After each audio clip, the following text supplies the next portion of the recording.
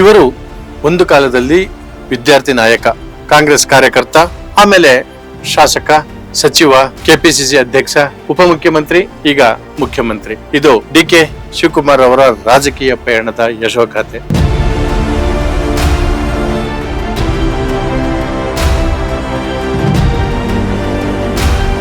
Hi, hello, ನಮಸ್ಕಾರ. ನಾನು ನಿಮ್ಮ ಗೌರವ ಶ್ರೀನಿವಾಸ್. ನೀವು ನೋಡ್ತಾ ಇದ್ದೀರಿ ಕರ್ನಾಟಕ ಟೈಮ್ಸ್ ಡಿಜಿಟಲ್ ಮೀಡಿಯಾ. ಆತ್ಮೀಯರೇ, ಡಿ.ಕೆ. ಶಿವಕುಮಾರ್ ಅವರು 2026 ಜೂನ್ ನಲ್ಲಿ ಮುಖ್ಯಮಂತ್ರಿಯಾಗಿ ಅಧಿಕಾರವನ್ನ ವಹಿಸಿಕೊಂಡಿದ್ದಾರೆ. ಇದು ತಮ್ಗೆಲ್ಲರಿಗೂ ಗೊತ್ತಿರುವಂತ ವಿಚಾರ. ಆದ್ರೆ ಅವರ ಪಯಣ ಹೇಗಿತ್ತು, ರಾಜಕೀಯದ ಪಯಣ ಹೇಗಿತ್ತು?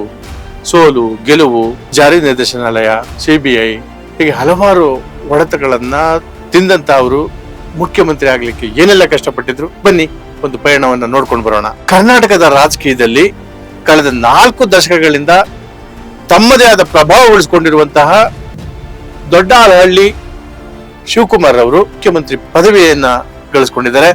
ಅವರ ಪಯಣ ಇದೀಗ ಹೊಸ ಶಿಖರವನ್ನ ತಲುಪಿದೆ. ಇಂಡಿಯನ್ ಕಾಂಗ್ರೆಸ್ INC ನೀಡಿರುವಂತಹ ಹಲವಾರು ವಿಶೇಷವಾದ ಪೋಸ್ಟರ್ಗಳನ್ನು ಅವಲೋಕಿಸಿದಾಗ ಅವರ ಪಯಣ ಸಂಪೂರ್ಣವಾಗಿ ಹೇಗೆಲ್ಲ ನಡೀತು, 1979ರಿಂದ ಇಲ್ಲಿ ತನಕ ಹೇಗೆಲ್ಲ ಬಂತು ಅನ್ನುವಂಥದ್ದನ್ನ ಅವರು ಬಿಡುಗಡೆ ಮಾಡಿದ್ದಾರೆ. ಈ ಏರಿಳಿತ ಇದೆಯಲ್ಲ, ಅವರ ಹೋರಾಟ, ಸಾಧನೆ ಮತ್ತು ಏರಿಳಿತ ಇದೆಯಲ್ಲ, ಅದರ ಬಗ್ಗೆ ಒಂದಷ್ಟು ಮಾತಾಡ್ಬೇಕು ಅಂತ ಹೊರಟ್ರೆ 1979ರಲ್ಲಿ ವಿದ್ಯಾರ್ಥಿ ನಾಯಕನಾಗಿ ಸಾರ್ವಜನಿಕ ಜೀವನಕ್ಕೆ ಡಿ.ಕೆ. ಶಿವಕುಮಾರ್ ಕಾಲಿಡ್ತಾರೆ. ಸೊ ಅದಾದ ನಂತರ 1983ರಲ್ಲಿ ಯುವ ಕಾಂಗ್ರೆಸ್ ಪ್ರಧಾನ ಕಾರ್ಯದರ್ಶಿಯಾಗಿ ಅವ್ರ ಪಕ್ಷವನ್ನ ಸಂಘಟನೆ ಮಾಡ್ತಾರೆ. ಅದು ವಿದ್ಯಾರ್ಥಿ ದೆಸೆಯಿಂದ ಹಿಡಿದು ಯುವ ನಾಯಕನಾಗಿ ಹೊರಹೊಮ್ಮುತ್ತಾರೆ. 1985ರಲ್ಲಿ ಒಮ್ಮೆ ಚುನಾವಣಾ ಅಖಾಡಕ್ಕೆ ಇಳಿದ್ರು ಸಹ ಅಲ್ಲಿ ಸೋಲನ್ನು ಅನುಭವಿಸ್ತಾರೆ. ಆ ಸೋಲನ್ನು ಅವರು ದೃಢವಾಗಿ ತಗೊಂತಾರೆ. ಅವರು ಹಿಂಜರಿಯಲ್ಲ, ಮತ್ತೆ ಮುನ್ನಡೆಯನ್ನು ಇಡ್ತಾರೆ. ಇದು ಸೋಲಿನ ಮೆಟ್ಟಿಲ ಗೆಲುವಾಗಿ ಮಾರ್ಪಡ್ಲಿಕ್ಕೆ ಈ ಸೋಲು ಕಾರಣ ಆಗುತ್ತೆ ಅವರಿಗೆ. 1989ರಲ್ಲಿ ತನ್ನ ಕೇವಲ 27ನೇ ವಯಸ್ಸಿನಲ್ಲಿ ಶಾಸಕರಾಗಿ ಆಯ್ಕೆ ಆಗ್ತಾರೆ. ಇದು ಮೊದಲ ಬಾರಿ ಅವರು ವಿಧಾನಸಭೆಯನ್ನ ಪ್ರವೇಶಿಸಿದ ಸುಂದರ ಕ್ಷಣ, ಅವರ ಜೀವನದ ಅತ್ಯುತ್ತಮ ಕ್ಷಣ. ಹಲವು ಚುನಾವಣೆಗಳನ್ನ ಎದುರಿಸ್ತಾರೆ. ಕನಕಪುರ ಕ್ಷೇತ್ರವನ್ನು ತಮ್ಮ ರಾಜಕೀಯದ ಭದ್ರಕೋಟೆಯನ್ನಾಗಿ ಮಾರ್ಪಡಿಸಿಕೊಳ್ತಾರೆ. ಅನೇಕ ಬಾರಿ ಕಾಂಗ್ರೆಸ್ ವಿರೋಧಿ ಅಲೆಗಳ ನಡುವೆಯೂ ಗೆಲುವನ್ನು ಸಾಧಿಸಿ ತಮ್ಮ ಜನಾಧಾರವನ್ನ ಸಾಬೀತುಪಡಿಸಿಕೊಳ್ತಾರೆ. ಬಂಗಾರಪ್ಪ, ವೀರಪ್ಪ ಮೊಯ್ಲಿ, ಧರ್ಮಸಿಂಗ್, ಎಸ್.ಎಂ. ಕೃಷ್ಣ, ಇಲ್ಲಿ ತನಕ ಇದ್ದಂತಹ ಸಿದ್ದರಾಮಯ್ಯರವರ ಸರ್ಕಾರದಲ್ಲಿ ಸಚಿವರಾಗಿ ಅವರು ಕಾರ್ಯವನ್ನು ನಿರ್ವಹಿಸ್ತಾರೆ. ಆಡಳಿತ ಮತ್ತು ಸಂಘಟನಾ ಕೌಶಲ್ಯವನ್ನು ಅರಿದುಕೊಡದಂತಹ ಅವರು ಪಕ್ಷದ ಪ್ರಮುಖ ಶಕ್ತಿಯಾಗಿ ಬೆಳೆದು ನಿಂತಿದ್ದಾರೆ. ಇನ್ನು ಮುಂದೆನೂ ಸಹ ಬೆಳೆದು ನಿಲ್ತಾರೆ ಅನ್ನೋ ಭರವಸೆಯನ್ನ ಅವರ ಕಾರ್ಯಕರ್ತರು, ಅಭಿಮಾನಿಗಳು ಎಲ್ಲೆಡೆ ಪ್ರತಿಬಿಂಬಿಸುತ್ತಿದ್ದಾರೆ. ಅವರ ರಾಜಕೀಯ ಪಯಣ ಕೇವಲ ಗೆಲುವಿನ ಸಾಧನವಾಗಿರಲಿಲ್ಲ. ಆದಾಯ ತೆರಿಗೆ ದಾಳಿ, ಜಾರಿ ನಿರ್ದೇಶನಾಲಯ ಅಂದ್ರೆ ಇಡಿ ಬಂಧನ, ಒಮ್ಮೆ ಅವರು ಜೈಲಿಗೂ ಸಹ ಹೋಗಿ ಬರ್ತಾರೆ ಇದೇ ವಿಚಾರವಾಗಿ. ರಾಜಕೀಯ ಆರೋಪಗಳು ಮತ್ತು ವಿರೋಧಿಗಳ ತೀವ್ರ ಟೀಕೆಗಳನ್ನು ಸಹ ಅವರು ಎದುರಿಸಿಕೊಂಡೇ ಬರ್ತಾರೆ. ಎಲ್ಲೂ ಸಹ ಅವರು ಕುಗ್ಗಲ್ಲ, ಎಲ್ಲೂ ಸಹ ಅವರ ದಿಟ್ಟತನವನ್ನು ಬಿಟ್ಕೊಡಲ್ಲ. ಪ್ರತಿಯೊಂದನ್ನು ರಾಜಕೀಯ ಸವಾಲಾಗಿ ಅವರು ಪರಿವರ್ತಿಸಿಕೊಂಡು ಮತ್ತೆ ಮತ್ತೆ ಫೀನಿಕ್ಸ್ ಟೈಪ್ ಅಲ್ಲಿ ಎದ್ದು ನಿಲ್ತಾನೆ ಬರ್ತಾರೆ. ಅವರು 2017ರಲ್ಲಿ ಒಂದು ಘಟನೆ ಜರುಗುತ್ತೆ. ಗುಜರಾತ್ ನಲ್ಲಿ ಇದ್ದಂತಹ ಕಾಂಗ್ರೆಸ್ ಶಾಸಕರನ್ನ ಒಗ್ಗೂಡಿಸಿದಂತಹ ಕೀರ್ತಿ ಇವರಿಗೆ ಲಭಿಸುತ್ತೆ. ಆಗ್ಲೂ ಸಹ ಇವರನ್ನ ಟ್ರಬಲ್ ಶೂಟರ್ ಅಂತ ಹೇಳಿ ಒಂದು ನಾಮಕರಣ ಸಹ ಆಗುತ್ತೆ ಇವರಿಗೆ.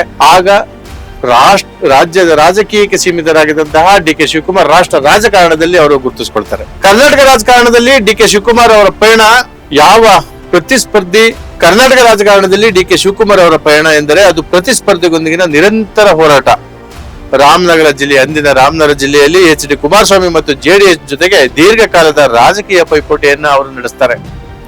ರಾಜ್ಯ ಮಟ್ಟದಲ್ಲಿ ಬಿಜೆಪಿ ವಿರುದ್ಧದ ಹೋರಾಟ, ಕಾಂಗ್ರೆಸ್ ಒಳಗಿನ ನಾಯಕತ್ವದ ಸ್ಪರ್ಧೆ, ಇವೆಲ್ಲವೂ ಅವರ ರಾಜಕೀಯ ಜೀವನದ ಪ್ರಮುಖ ಅಧ್ಯಾಯ ಅನಿಸ್ಕೊಂಡಿದೆ. 2020ರಲ್ಲಿ ಅವರು ಕೆಪಿಸಿಸಿ ಕರ್ನಾಟಕ ಪ್ರದೇಶ ಕಾಂಗ್ರೆಸ್ನ ಅಧ್ಯಕ್ಷರಾಗಿ ಆಯ್ಕೆ ಆಗ್ತಾರೆ. ಅಧ್ಯಕ್ಷರಾಗಿ ಆಯ್ಕೆ ಆದ ನಂತರ ರಾಜ್ಯಾದ್ಯಂತ ಕಾಂಗ್ರೆಸ್ ಪಕ್ಷವನ್ನ ಸಂಘಟನೆಯನ್ನ ಮಾಡಿ ಒಂದು ದೊಡ್ಡ ಹಂತಕ್ಕೆ ಅವರು ತಗೊಂಡೋಗ್ತಾರೆ. ಒಂದು ಲೆಕ್ಕದಲ್ಲಿ ಹೇಳ್ಬೋದು, ಒಂದು ಪುನರುಜ್ಜೀವನವನ್ನ ಅದಕ್ಕೆ ಕೊಡ್ತಾರೆ. 2022ರಲ್ಲಿ ಮೇಕೆದಾಟು ಅಣೆಕಟ್ಟು ನಿರ್ಮಾಣಕ್ಕೆ ಸಂಬಂಧಪಟ್ಟಂತೆ ಒಂದು ಪಾದಯಾತ್ರೆಯನ್ನ ಮಾಡ್ತಾರೆ. ಅದು ಅವರ ದಿಟ್ಟ ನಾಯಕತ್ವಕ್ಕೆ ಒಂದು ಮುಂದಡಿ ಅಂತ ಹೇಳ್ಬೋದು. ಒಂದು ಒಳ್ಳೆ ಅವರ ನಾಯಕತ್ವಕ್ಕೆ ಒಂದು ಒಳ್ಳೆ ಆಯಾಮವನ್ನ ನೀಡಿತು ಅಂತ ಹೇಳ್ಬೋದು. ಅದೇ ಸಂದರ್ಭದಲ್ಲಿ ಅದು 2023ರಲ್ಲಿ ಕಾಂಗ್ರೆಸ್ನಲ್ಲಿ ಮತ್ತೆ ಭರ್ಜರಿ ಜಯ ಸಾಧಿಸುತ್ತೆ ಕಾಂಗ್ರೆಸ್. ಆಗ್ಲೂ ಸಹ ಅಧಿಕಾರಕ್ಕೆ ಸಿದ್ದರಾಮಯ್ಯನವರು ಮುಖ್ಯಮಂತ್ರಿ ಆದ್ರೂ ಸಹ ಗೆಲುವಿನ ಶಿಖರ ಮಾತ್ರ ಕೆಪಿಸಿಸಿ ಅಧ್ಯಕ್ಷರಾಗಿದ್ದಂತಹ ಡಿ ಕೆ ಶಿವಕುಮಾರ್ ಅವರಿಗೆ ಸಲ್ಲುತ್ತೆ. ತದನಂತರ ಉಪಮುಖ್ಯಮಂತ್ರಿಯಾಗಿ ಅಧಿಕಾರ ಸ್ವೀಕರಿಸಿದ ಅವರು ಇದೀಗ ರಾಜ್ಯದ ಮುಖ್ಯಮಂತ್ರಿಯಾಗಿ ಅಂದ್ರೆ 2026ರ ಜೂನ್ ನಲ್ಲಿ ಅವರು ಮುಖ್ಯಮಂತ್ರಿಯಾಗಿ ಪ್ರಮಾಣ ವಚನವನ್ನು ಸ್ವೀಕಾರ ಮಾಡಿದ್ದಾರೆ.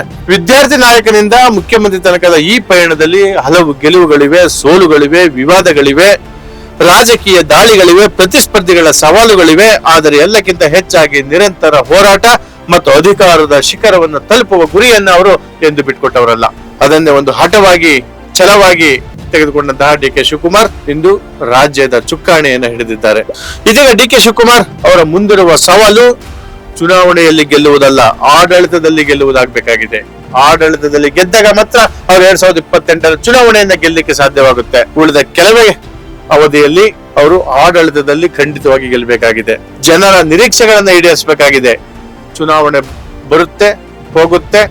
28ರ ಚುನಾವಣೆಯಲ್ಲಿ ಅಧಿಕಾರಕ್ಕೆ ಮತ್ತೆ ಬರಬೇಕು ಅಂದ್ರೆ ಅವರು ಜನರ ಆಸೆಗಳನ್ನ ಈಡೇರಿಸಬೇಕಾಗಿದೆ. ಪ್ರತಿಸ್ಪರ್ಧಿಗಳ ಸವಾಲುಗಳಿಗೆ ಅವರು ಉತ್ತರವನ್ನ ನೀಡಬೇಕಾಗಿದೆ. ಅಭಿವೃದ್ಧಿ ಮತ್ತು ಸಾಮಾಜಿಕ ನ್ಯಾಯದ ನಡುವೆ ಸಮತೋಲನ ಸಾಧಿಸಬೇಕಾಗಿದೆ.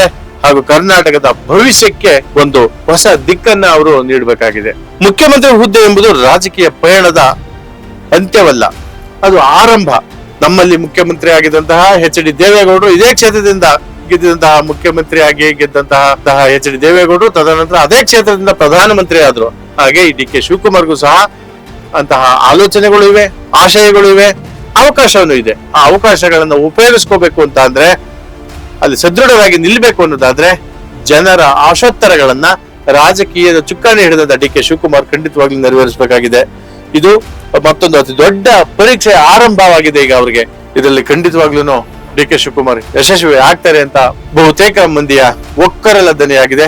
ಅದೇ ರೀತಿ ನಮ್ಮ ಕರ್ನಾಟಕ ಟೈಮ್ ಸಹ ಇವರ ಮುಂದಿನ ರಾಜಕೀಯ ಭವಿಷ್ಯ ಖಂಡಿತವಾಗ್ಲೂ ಶುಭವಾಗ್ಲಿ, ಒಳ್ಳೇದಾಗ್ಲಿ. ರಾಷ್ಟ್ರ ರಾಜಕಾರಣದಲ್ಲಿ ಇವರು ಒಬ್ಬ ಟ್ರಬಲ್ ಶೂಟರ್ ಅಷ್ಟೇ ಅಲ್ಲ, ಕೇವಲ ಡಿ ಕೆ ಶಿವಕುಮಾರ್ ಅಷ್ಟೇ ಅಲ್ಲ, ರಾಜ್ಯದ ಮುಖ್ಯಮಂತ್ರಿ ಅಷ್ಟೇ ಅಲ್ಲ, ಕೆಪಿಸಿಸಿ ಅಧ್ಯಕ್ಷ ಅಷ್ಟೇ ಅಲ್ಲ, ರಾಷ್ಟ್ರ ರಾಜಕಾರಣದಲ್ಲಿ ಒಂದು ದೊಡ್ಡ ಹಾದಿಯನ್ನ ಸವಿಸುವಂತಾಗ್ಲಿ ಅಂತ ಹೇಳಿ ನಾವು ಸಹ ಶುಭವನ್ನ ಕೋರ್ತೇವೆ. ಮತ್ತೊಮ್ಮೆ ಮತ್ತೊಂದು ವಿಚಾರವಾಗಿ ತಮ್ಮ ಮುಂದೆ ನಮಸ್ಕಾರ.